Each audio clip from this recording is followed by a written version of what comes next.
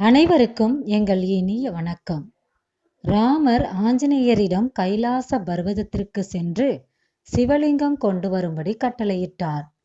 சீதா தேவி மணலால் பிடித்து வைத்திருந்த சிவலிங்கத்தை பிரதிஷ்டை செய்து பூஜையை தொடங்கினர். ராமேஸ்வரம் ராமநாத சுவாமி கோவில் தமிழ்நாட்டு மக்களை மட்டுமின்றி வெளிநாட்டவரையும் கவரத்தக்க வகையில் பண்டைய கால திராவிட கலாச்சாரத்தை எடுத்துக்காட்டும் வகையில் சிறப்பாக அமைந்துள்ளது.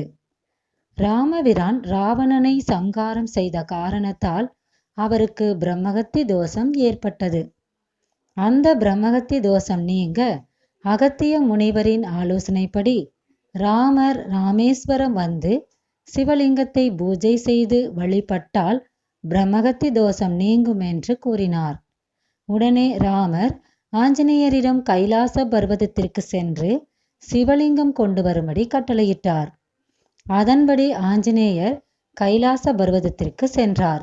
லிங்கத்தை கொண்டு வர சற்று தாமதமானதும் சீதா பிராட்டி விளையாட்டாக மண்ணை கையில் பிடித்து சிவலிங்கம் ஒன்றை செய்தார். குறித்த ஒரு இலக்கின நேரத்தில் சிவலிங்கத்தை பிரதிஷ்டை செய்ய தாமதம் ஆகலாம். ஆஞ்சநேயர் வருவதற்குள் செய்ய வேண்டியிருந்த காரணத்தால் சீதாதேவி மணலால் பிடித்து வைத்திருந்த சிவலிங்கத்தை பிரதிஷ்டை செய்து பூஜையை தொடங்க அகத்திய முனிவர் குறித்த நல்ல நேரம் முடிவதற்குள் இந்த லிங்கத்தை பிரதிஷ்டை செய்ய உத்தரவிட்டார். பிறகு கொண்டு வந்த ஆஞ்சநேயர் தான் வருவதற்குள் இங்கு மணலால் லிங்கத்தை பூஜை செய்வதை கண்ட அவர் கோபமுற்று அது விஷயமாக கேட்க ஸ்ரீராமபிரான் அந்த லிங்கத்தை அகற்றிவிட்டு நீ கொண்டு வந்த லிங்கத்தை வை என்று உத்தரவிட்டார்.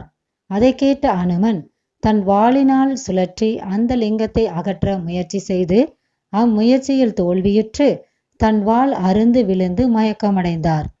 பின்னர் ராமபிரானரால் எழுப்பப்பட்டு அனுமன் கொண்டு வந்த லிங்கத்தை பிரதிஷ்டை செய்து அதற்கே முதலில் பூஜை செய்யப்படும் என்று உறுதியளித்தார். பின்னர் தாங்கள் பிரதிஷ்டை செய்த லிங்கத்திற்கு பூஜை நடைபெறும் என்று சொன்னார்.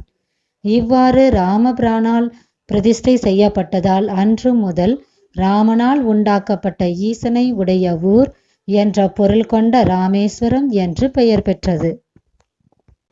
இவ்வாறுதான் ராமேஸ்வரம் ராமநாத சுவாமி கோவில் உருவானது. இது போன்ற சுவாரஸ்யமான தகவல்களுடன் மீண்டும் அடுத்த வீடியோல பார்க்கலாம். வாழ்க வளமுடன் நலமுடன் அனைவரும். நன்றி.